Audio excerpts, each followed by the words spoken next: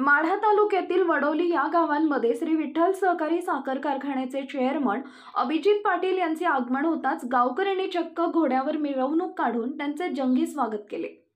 घोड्यावरून मिरवणूक काढल्यानंतर अभिजित पाटील यांनी लोकांचे प्रेम काय असते याचा प्रत्यय मी माढा मतदारसंघातील जनतेकडून घेतोय असं म्हणत माणसांच्या आयुष्यात घोड्यावर बसण्याचा क्षण हा एकदाच असतो, परंतु घोड्यावर बसून हलगीच्या तालात आमदार होण्यापूर्वीच आमदार म्हणून अविस्मरणीय मिरवणूक वडोली येथील ग्रामस्थांनी काढली असे उद्गार भारावून गेलेल्या अभिजित पाटील यांनी काढले।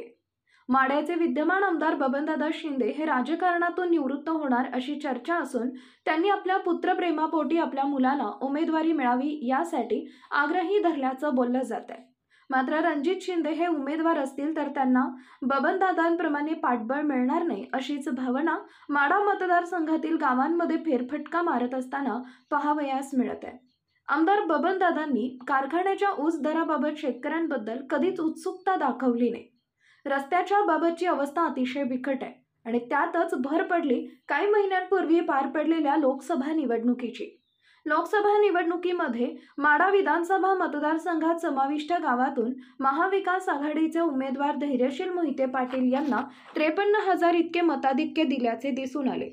तसेच मागील काही दिवसांपूर्वी टेंभुर्णी इथं देशमुख बंधूंनी केलेला राष्ट्रवादी शरद पवार पक्षामधील प्रवेश हाही माढ्याचे विद्यमान आमदार बबनदादा शिंदे यांच्यासाठी मोठा धक्का असल्याचं बोललं जात असून परिस्थिती बदलत जात असतानाच विठ्ठल सहकारी साखर कारखान्याचे चेअरमन अभिजित पाटील हेही माढा विधानसभेच्या रिंगणात उतरण्याचे संकेत मिळत आहेत। पंढरपूर तालुक्यातील माढा विधानसभेमध्ये समाविष्ट असलेली 42 गावांचा समावेश असून त्यामध्ये अभिजित पाटलांच्या नावाची चर्चा मोठ्या प्रमाणात होत असल्याचं दिसून येत आहे। कोणताही राजकीय वारसा नसताना सुद्धा अभिजित पाटील यांनी अल्पावधीतच लोकांच्या मनावर राज्य केलंय। त्याचं कारणही तसंच दिसतंय। विठ्ठल सहकारी साखर कारखाना ऊर्जित अवस्थेत आणून शेतकऱ्यांच्या प्रपंचाला हातभार लावल्याचंही अनेक शेतकरी वर्गातून बोललं जात आहे। त्यातच गेल्या वर्षी सोलापूर जिल्ह्यातील इतर कारखान्यांपेक्षा शेतकऱ्यांच्या ऊसाला उच्चांकित दर देण्यातही ते मागे पडले नाहीत। कामगारांच्या देय रकमा, ऊस वाहतूकदारांचं थांबलेलं पेमेंट हे त्यांनी वेळेत देऊन शेतकऱ्यांची विश्वासार्हता कमावण्यात त्यांनी आग्रही भूमिका घेतल्याचं दिसून येत आहे आणि त्यामुळेच माढा विधानसभा मतदारसंघातून अभिजित पाटील यांना जनतेचा वाढता पाठिंबा असल्याचंही पाहावयास मिळत आहे।